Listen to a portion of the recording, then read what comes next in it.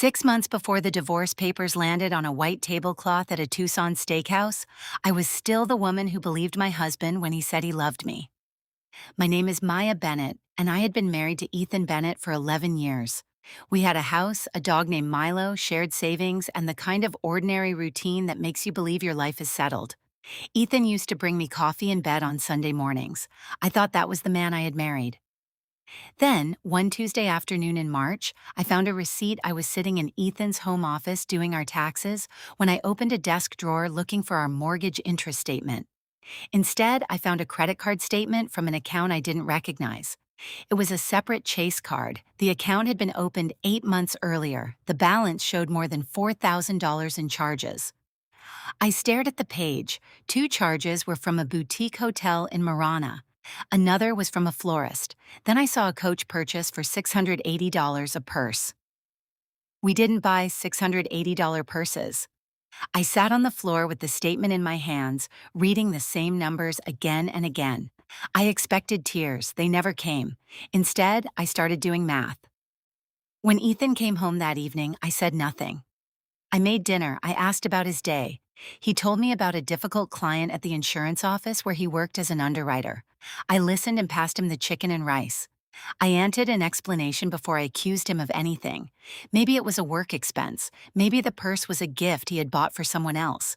Maybe there was something completely innocent I wasn't seeing, so I waited. And during the next 3 weeks, I started noticing things I had previously ignored. Ethan had suddenly begun going to a gym at 6 every morning, 4 days a week. He had never mentioned joining a gym. He also started working late every Thursday. Then I found a second phone charger in his gym bag. It didn't fit either of our phones. That was when the uneasy feeling in my stomach became something harder. Suspicion. I started looking carefully at the statements and dates. The hotel charges lined up with evenings Ethan had told me he was working late. Then I discovered her name, Sabrina Cole. She worked in claims at the same insurance company. I found her social media profile by accident, or at least that's what I told myself. In one photograph, she was standing outside Marchetti's Steakhouse with the same designer handbag I had seen mentioned in the charges. I knew then that the purse wasn't some random purchase. There was another woman. Still, I didn't confront Ethan. Instead, I called my sister Nora in Phoenix. "You need a lawyer before you need a confrontation," she told me. I didn't want to believe her. But for the first time, I wondered whether the man who brought me coffee every Sunday had been living a second life right in front of me. And if he had, I needed to know exactly how much of our marriage was built on a lie. The next morning, I called my sister Nora. I told her everything: the credit card, the hotel charges, the purse, the strange gym routine, and the second phone charger. She listened without interrupting. Then she said something that changed the way I looked at the entire situation. "You need a lawyer before you need a confrontation." I almost laughed. "I don't even know if I'm getting divorced." "You don't have to decide that today," Nora said, "but you need to know what you're dealing with before Ethan realizes you know." She was right. That afternoon, I made an appointment with a family law attorney named Laura Martinez. Her office was above a small nail salon on Speedway. Nothing about the place looked impressive, but the moment I sat across from her, I felt strangely calmer. I brought everything I had: the credit card statement, our joint bank records, the deed to our house, my recent pay stubs. Laura studied the documents carefully. Then she looked at me. "Arizona is a community property state," she explained. "If marital money has been spent on another relationship, we can address that during the divorce." I swallowed. "So you're saying the money matters?" "It can," she said, "but first we need to know what you want." That question caught me off guard. What do I want? Do you want a divorce, or do you want enough information to decide whether you want one? I looked down at the folder in my lap. "I want proof." The words came out more confidently than I expected. Laura nodded. "Then let's build a complete picture." She advised me to open a private bank account and direct part of my own paycheck there. She wasn't telling me to hide money. She wanted me to have access to funds if the marriage suddenly became hostile. That night, I went home and watched Ethan move around the kitchen like nothing had changed. He kissed my forehead. "Long day?" I almost told him everything. Instead, I said, "A little." He smiled, and that was the moment something inside me finally broke. Not because I knew everything, because I knew he was comfortable lying to my face. Over the next several weeks, I quietly gathered more records: the hotel charges, restaurant bills, florist purchases, transfers from our joint account. Every piece made the same picture clearer. Then in April, something happened that confirmed Ethan wasn't simply hiding an affair. He was preparing a story about me. His mother, Evelyn, invited us to Sunday dinner. During the meal, she casually mentioned that Ethan had told her he was thinking about downsizing the house. Because I was gone so much with work, I nearly dropped my fork. I wasn't gone. I worked 9 to 5, just like I always had. I looked across the table at Ethan. He wouldn't meet my eyes. Instead, he started talking about his recent raise and how we could finally remodel the kitchen. I suddenly understood. He wasn't just cheating, he was already creating a version of our marriage where I was the problem. And if he was preparing his story, I needed to prepare mine. I stopped waiting for Ethan to confess. Instead, I started building a file. I wasn't doing it because I wanted revenge. At least that's what I told myself. I needed to know what had happened to our marriage before I made the biggest decision of my life. I went back through 6 months of bank statements with Laura. At first, the numbers looked confusing.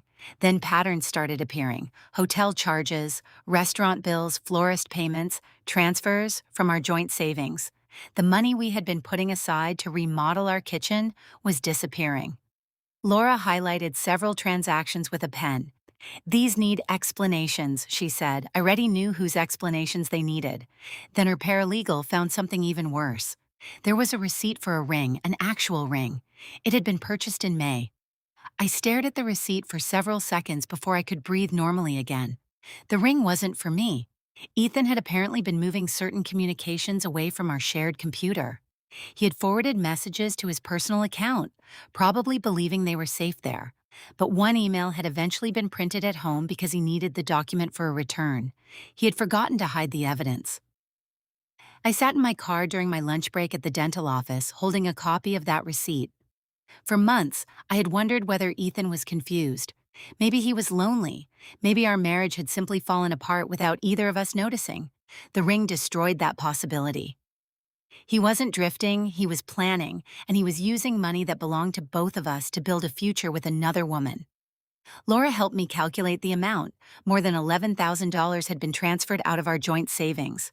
Some had gone toward hotels, some toward gifts, some toward the ring.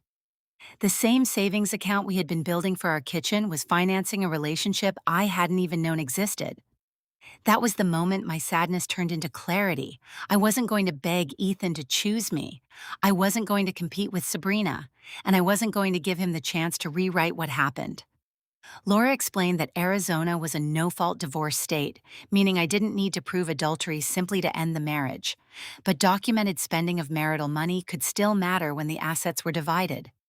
Then she asked me the question again. "Are you ready to file?" This time I didn't hesitate. "Yes." Laura prepared the paperwork. Once the petition was filed, Ethan would have to be formally served. Laura explained that a process server could handle it, and that the location was largely a personal choice. I knew exactly where I wanted it to happen. I had discovered through an old family group chat on our shared tablet that Ethan had booked a table at Marchetti's Steakhouse for a Friday evening.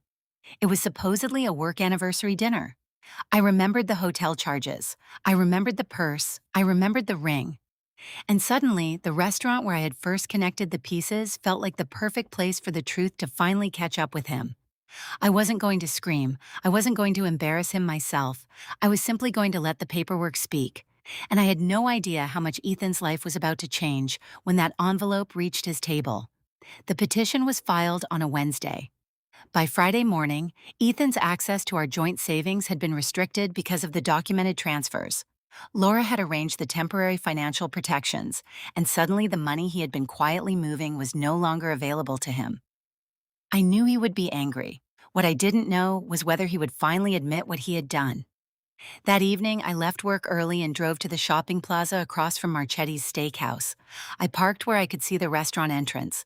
My hands were surprisingly steady. At 7:15, Ethan arrived. He was wearing the blue button-down shirt I had given him for his birthday 2 years earlier. For one strange second, I remembered why I had loved him. Then I saw him checking his phone repeatedly. At 7:22, Sabrina arrived. She was wearing a red dress. Ethan stood immediately. The way he greeted her told me everything I needed to know. There was no awkwardness, no hesitation. He looked happy to see her. They walked inside together and sat near the window. I watched through the glass. He ordered wine. She laughed. He leaned toward her while talking.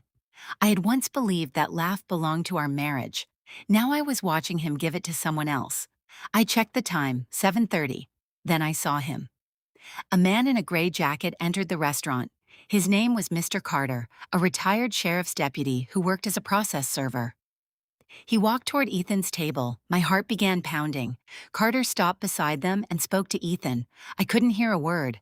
Then he placed the folded divorce papers on the table.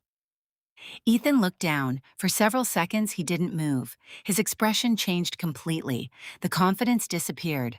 Sabrina leaned toward him and asked something. Ethan didn't answer. He just stared at the papers. People at nearby tables began glancing over. I raised my phone and recorded a few seconds. Not because I wanted to humiliate him, I wanted a record of the moment he was officially served. Then I lowered the phone. I watched with my own eyes. Sabrina looked confused. Ethan finally said something to her. She stood up. Whatever he told her wasn't enough. She grabbed her purse and walked out before their food arrived. Ethan remained at the table alone. The divorce papers were still in front of him. His wine sat untouched. For the first time since I had discovered that credit card statement, I felt no urge to cry. I felt calm. I started my car and drove home. Milo met me at the door, wagging his tail as if it were an ordinary Friday night I fed him. Then I sat on the couch and waited. At around 9, I heard the front door open. Ethan walked inside. He saw me sitting there. For a moment, neither of us spoke. Then he said my name.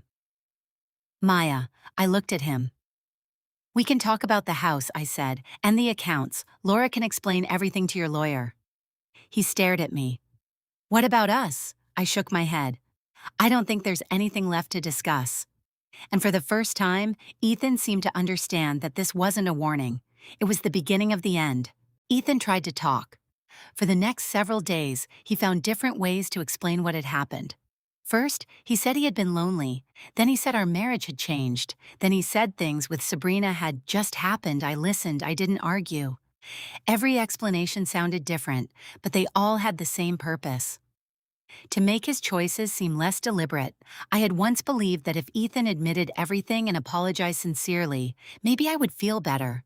But hearing him explain himself only made me realize how far I had already moved away from him. He wanted me to focus on our marriage. I wanted to focus on the facts. Laura handled the financial side of the divorce. The records showed exactly where the money had gone. The hotel stays, the gifts, the restaurant expenses, the ring, the transfers from our savings. There was no longer any question about whether I had imagined the affair. There was documentation. The divorce process took several months. During that time, Ethan moved into an apartment near his office. I stayed in the house with Milo. The silence in the house felt strange at first. For 11 years, I'd been used to hearing Ethan's keys at the door, his footsteps in the hallway, his voice asking what was for dinner. Now there was only Milo's breathing beside me at night. Oddly, I began sleeping better. I changed the locks after the papers were filed, not because I thought Ethan would break in. It was simply time. His mother, Evelyn, called me a few weeks later. Her voice was careful. She asked if there was still a chance for Ethan and me. I told her there wasn't. There was a long silence, then she asked whether I hated him. No, I said, and that surprised even me. I didn't hate him. Hate would have kept me connected to him. What I felt was something quieter. Acceptance. I had finally accepted that the man I remembered and the man who betrayed me were both real. The Sunday morning coffee had been real. The 11 years had been real. The betrayal was real too. I didn't have to erase the good memories to acknowledge the bad ones. Meanwhile, I heard through Ethan's sister that Sabrina hadn't stayed with him after the restaurant incident. I wasn't surprised. Whatever story Ethan had told her about his marriage, she had suddenly learned that he was still married when she had been sitting across from him at dinner. Maybe she had questions. Maybe she realized there were other things she didn't know. Either way, it wasn't my problem anymore. The divorce continued toward its final stage. Because Ethan had spent marital money on the affair, the financial records became important during the settlement. Laura fought for me to receive an appropriate share of what remained. The house was eventually awarded to me. I refinanced it on my own. The kitchen we had talked about remodeling for years was still untouched, but now, for the first time, it was mine to change. One Saturday morning, I opened the windows, turned the radio up, and picked up a paintbrush. I chose a soft yellow. For the first time in months, I wasn't rebuilding my marriage, I was rebuilding my life, and I was finally ready to finish what I had started. 5 months after Ethan was served at Marchetti's, our divorce was finalized. Laura told me it was actually a relatively fast process for our county, especially considering the financial issues involved. The documented spending mattered. The hotel charges, the gifts, the ring, and the money Ethan had transferred from our joint savings were all part of the financial record. In the final settlement, I received the house and a larger share of the remaining joint assets to offset the marital money he had spent.